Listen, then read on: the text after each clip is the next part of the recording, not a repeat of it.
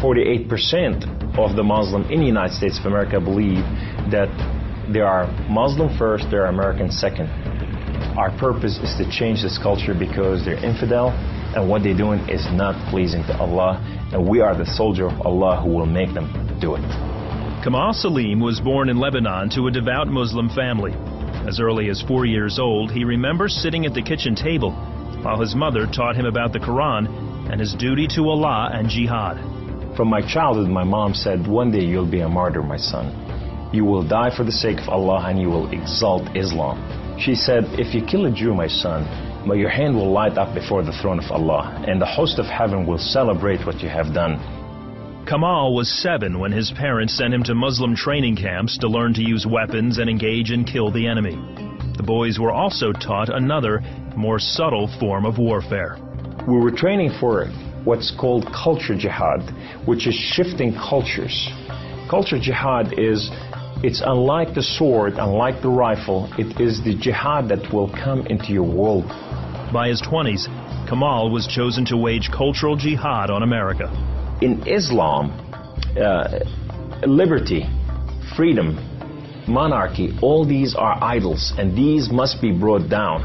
So the liberty that you have in the United States of America, it's anti-Islam.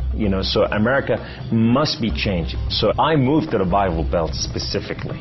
The Bible Belt was the strongest of strongest. That's where the stout Christians are. And I want to take on the best of the best because I considered myself as a sword of Islam. I thought I'm anointed, I'm unique, I'm selected. I'm coming to a country and a culture to change it, and I have the power of Allah with me. In the early 1980s, Kamal entrenched himself in a small Midwestern town. He began targeting men from poorer neighborhoods to recruit them to the Muslim faith. But one afternoon, his life would be in the hands of those he hated the most. I was going from one place to another to do a recruitment, and that day I had a car wreck. The car wreck was so severe, I ejected out of my car, landed on my neck, broke my neck in 2 places. This man came running to me, and he said, don't worry, we're going to take care of you, and everything's going to be all right. The ambulance came and picked me up, and now I go to the hospital. The orthopedic surgeon in the emergency room looked at my chart, and he just said, son, we are going to take care of you, and everything's going to be all right. The second day, I wake up in the hospital, and this head of physical therapy come and read my chart, and he turned around and he said the same thing, word for word. We are going to take care of you. At first, Kamal was frightened by their words, because these men were all Christians. You see, in terrorism, if they said we're going to take care of you, you'd better run. Surgeries to repair Kamal's broken neck were successful, but recovery would take weeks. After being discharged from the hospital, he would need someone to care for him while he recuperated. Kamal had no one, so the orthopedic surgeon opened up his own home to this stranger. In his home, they put me in the choicest room, in the most beautiful thing. I became like part of their family. They didn't see me any difference, and now they have a basket that says for Kamal. They put in money to free my bills from the hospitals. Kamal was overwhelmed with the outpouring of Christian love.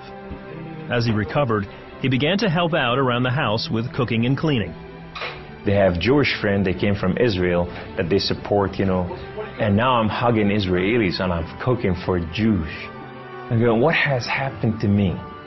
When Kamal was able to take care of himself and return to his apartment, the doctor had another surprise for him. He said, this is the keys to the house, and here's an extra key. This is your new car. We just want to bless you. You can come anytime you want. So I go to my home, and I go to my cold place that I haven't been there in months, and dust is this thick. And I just gotta settle this issue with my God to know that if it's real or not. So I walk inside, I shut the door, I go right in the eastern window, and I fall on my knees, and I put my hands to the heavens, and I cry up to my God. Allah, Allah, my Lord and my King, why have you done such a thing to me? I'm okay with the car wreck. I'm okay with all this, but why did you put me among Christians? I'm confused. These Christians and Jews, they're good people. There's nothing wrong with them. They don't want to kill us. They're not the same thing that I learned about them. Allah, these people have relationship with their God. These people, they cry out to the God and they answer them. I want to hear your voice. I want to hear you love me. If you're real, speak to me. I want to hear your voice. Guess what Allah said that day? Absolutely nothing. Kamal felt that because he questioned his faith, the honorable thing to do was to end his own life. So I went to reach out my guns and put it in the right place and clock out. I heard the voice. The voice knew me by name. He said, Kamal, Kamal, Kamal, why don't you call on God of Father Abraham and Isaac and Jacob? And now I fell on my knees and I put my hands to the heavens immediately as I heard the voice, and I cried out with every fiber within me, God of Father Abraham, if you are real, will you speak to me?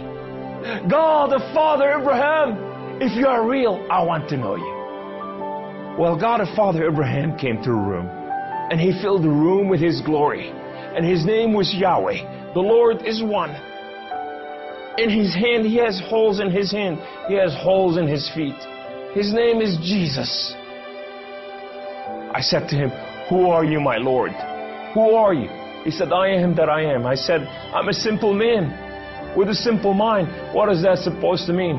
He said, I am the Alpha. I am the Omega. I am the beginning. I am the end. I am everything that is in between. I have known you before I formed the foundation of the earth. I have loved you before I formed you in your mother womb. Rise up. Rise up, Kamal. Kum. You are my warrior. You are not their warrior. And I said to him, I said, my Lord, I will live and die for you. He said, do not die for me. I died for you that you may live. That day, instead of taking his life, Kamal gave it to Jesus. He now has a new mission and travels the country challenging Muslims to question their allegiance to Allah. My heart desire is to reach out for my brothers and sisters, the Muslim out there, 1.5 billion Muslim, that they are living out there and they have not tasted the freedom, and that freedom in God. It's been over 20 years since Kamal left the Islamic faith, and even threats of violence and death cannot stop him from sharing his story. He is real.